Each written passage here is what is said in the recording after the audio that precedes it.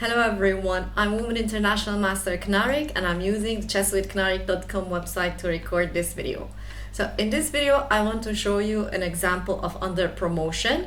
We're going to see that at one moment we will need to under promote so that we win this game. Now what's under promotion? So we know when that a pawn reaches the last rank, then a pawn you can change it to a queen or a rook or a knight or a bishop. Now when we get a queen, we're promoting to a queen, but when we're getting any other smaller pieces, let's say a rook, a knight or a bishop, then that's under promotion. And in very rare cases in chess it happens. Let's say if I need to remember how many times have I under promoted in my games, in thousands and thousands of games, maybe just I don't know, maybe once or twice.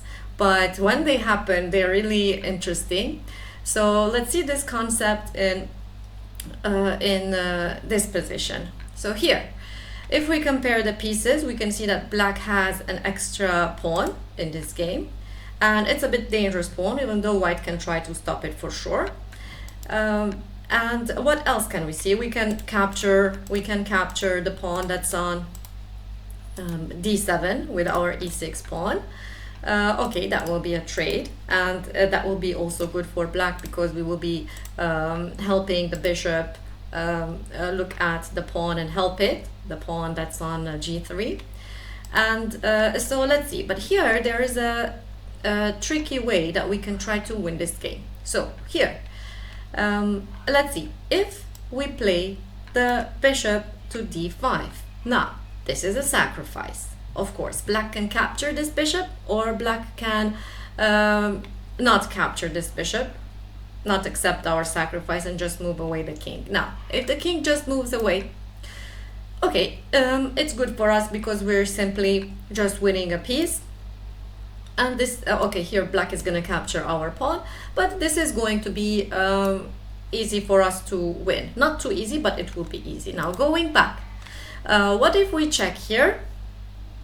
And black accepts our sacrifice.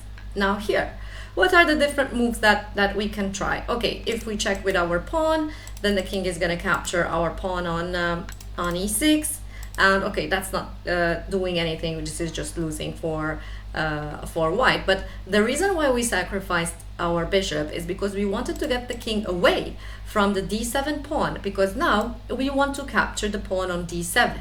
Now there's no black piece that can stop our pawn from promoting here. Now, what are the different moves that black can play here?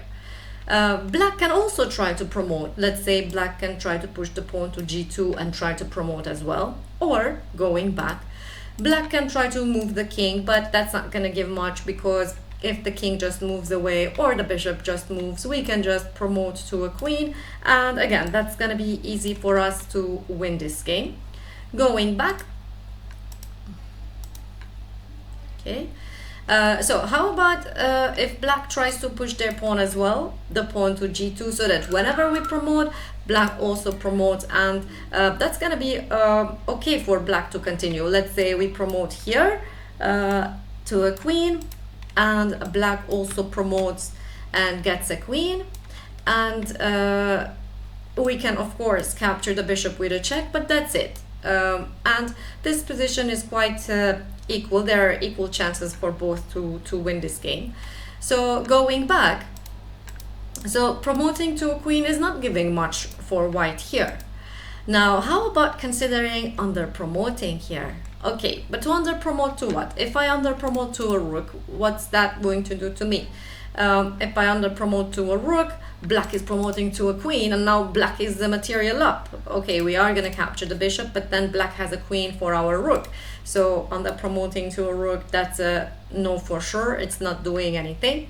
Now, how about we under promote, but to a bishop or a knight? Now, under promoting to a bishop, again, it's useless. It's not doing anything.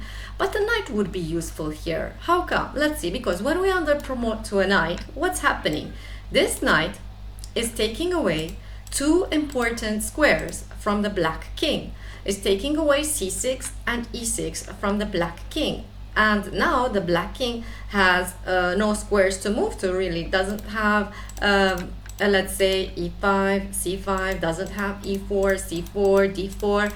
All the squares are taken from the black king. What does that mean? That whenever we underpromote to a knight and take away the last two squares that the black king had safe to move to, we will be creating a mating net. We want to checkmate this black king. And how do we want to checkmate? We just need a check now because the king is completely trapped. We can just push the pawn to c4 and that's going to be checkmate. Okay, so let's see, going back. But what can black play here? Let's say when we underpromote, okay, if black promotes to a queen, that's doing nothing because we can still checkmate with a pawn to c4. Now, how about if black tries to delay that? Because after all, we underpromoted to a knight, and there's nothing that really can stop black from promoting. Maybe black can stop our checkmate and then on the next move promote to a queen, and that's going to be good for black. But then it means that black here should find a way to get out of this checkmate, pawn to c4, but it's not really possible. Let's say pushing the pawn is the only move here, but it does nothing. Moving the bishop does nothing, right? There's no way that we can create room for the black king to move, or maybe we can check the white king to make it move away. There's no way that black can do that. So here, no matter what black plays, there's no way to stop the checkmate. And here, let's say black promotes to a queen, and it won't matter. We are checkmating the black king. So going back, so very rarely we can underpromote in our games, but when we do, that's really interesting, and it's good to keep an open mind about underpromoting in our games. Not automatically promote to a queen, because sometimes when we just promote to a queen, like the line that we saw here in this line, when we are promoting to a queen, we're not really winning, but we're just gonna be in an equal position, or sometimes even losing when we get a queen. But when we underpromote, then we will be winning that game.